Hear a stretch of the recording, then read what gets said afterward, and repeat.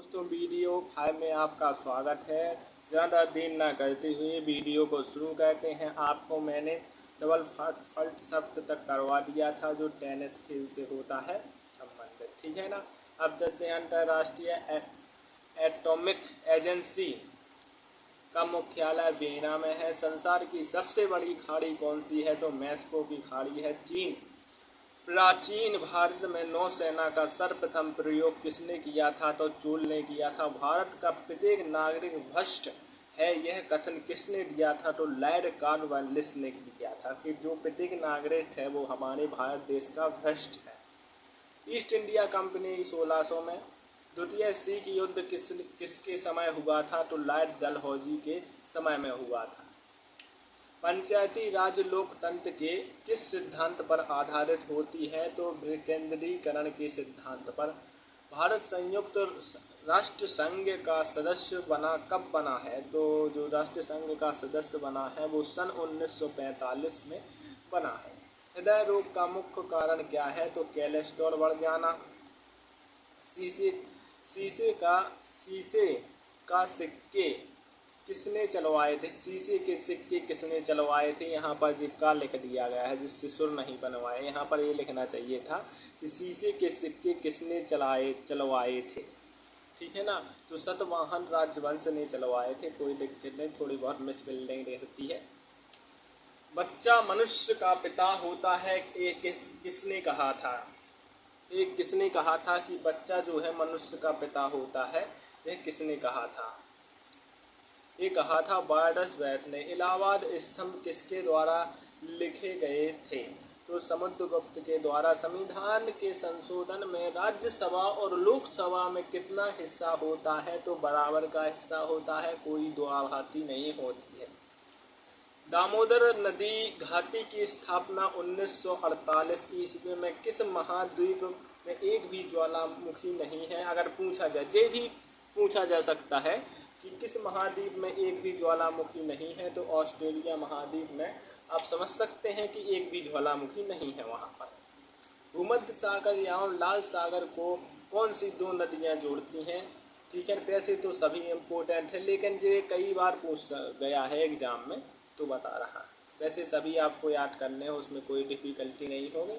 Video का आप दो से 3 बार देख लेंगे तो आपको सब याद हो जाएगा, ठीक है ना। भूमध्य सागर एवं लाल सागर को कौन सी नहर जोड़ती है? तो स्पेज नहर जोड़ती है। 7 टापुओं का नगर किसे कहा जाता है? तो मुंबई को कहा जाता है। मैंने ये टॉपिक पढ़ा दिया है, किसको, किस शहर को किस नाम से जाना जाता है। जी हमारी शिवम रॉयल झांसी चैनल पर आप सब्सक्राइब वहाँ जाएंगे यूट्यूब पर, वहाँ सर्च करेंगे शिवम रॉयल झांसी, तो वहाँ पर आपको लिंक नीचे वीडियो प्रोफाइल में मिल जाएगी। चलिए, मुंबई में है। भारत का सबसे बड़ा बंदरगाह कौन सा है? तो मुंबई में है। Gateway of India. मुंबई का निर्माण कब हुआ था? तो मुंबई का निर्माण 1911 में हुआ था। इंडिया गेट मतलब नई दिल्ली का जो निर्माण किया गया था वो 1921 में किया गया था। इंडिया सोसाइटी प्रेस कहाँ स्थित है? तो नासिक कहाँ पर पड़ता है? तो नासिक महाराष्ट्र में पड़ता है। उत्तरी अमेरिका के घास के मैदानों को क्या कहा जाता है? तो पेरी मैदान कहा जाता है। जी कई बार पूछ लिया गया है, याद रखेंगे। एशिया और यूरोप के घास के स्थल को कहा जाता है, एक स्थैवी स्थल होता है। आँख के भीतरी सतह को हम क्या कहते हैं? तो दृष्टि पटल कहा जाता है।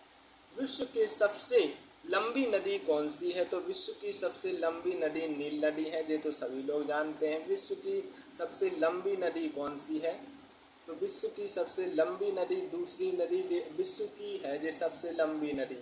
अगर विश्व की सबसे लंबी नदी पूछेगा तो आप नील नदी बता देंगे। अगर भारत की सबसे लंबी नदी पूछेगा तो आपको गंगा नदी पर ऑप्शन से टिक मार देना है। आप कंफ्यूज नहीं होना है आपको। विश्व की नदी नील नदी है, भारत की नदी गंगा नदी है। ठीक, चलिए आगे बढ़ते हैं। डायनेमो का आर्मेचर किस से बना होता है? तो स्पार्क से बना होता है।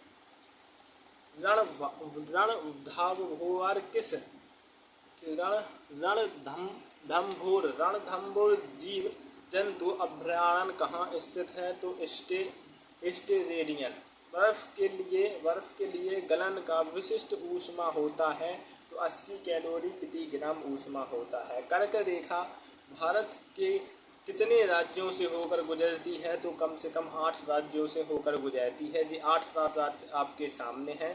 कर्क रेखा जिन जिन राज्यों से होकर गुजरती है तो वो 8 राज्य हैं, जैसे गुजरात हो गया, राजस्थान हो गया, मध्य प्रदेश हो गया, झारखंड हो गया, छत्तीसगढ़ होता है, पश्चिम बंगाल हो गया, मिजोरम हो गया और त्रिपुरा हो गया। आप चलिए फिर से रिपीट कर देते हैं कि जो कर्क रेखा है वो भारत के कितने राज्यों से होकर गुजरती है? तो 8 राज्यों से। आपसे वो कोई भी राज्य पूछ सकता है कि ये रेखा कहाँ से होकर गुजरती है, ठीक है ना। तो चलिए बढ़ते हैं। तो ये गुजरात से गुजरती है, राजस्थान से, मध्य प्रदेश से, झारखंड से, छत्तीसगढ़ से, पश्चिम बंगाल से, मिजोरम से और त्रिपुरा से। चलिए, भारत का नेपोलियन किसे कहा जाता है? तो समुद्रगुप्त को कहा जाता है। पानीपत का प्रथम युद्ध की बात की जाए तो ये 1526 में मनाते हैं। चलिएगा दोस्तों, आज की वीडियो में इतना ही। मिलेंगे अगली वीडियो में। जब तक के लिए भाग 5 आप रिपीट कर लीजिएगा दोबारा से, ठीक है ना। जो भी दिक्कत आए तो फिर हमको हमारे चैनल पे बता सकते हैं कमेंट करके, ठीक है। चैनल को सब्सक्राइब जरूर मारिएगा, श्रम स्वाइन झांसी, ठीक है ना। अगली वीडियो में लेंगे, जब तक के लिए जय हिंद जय भारत।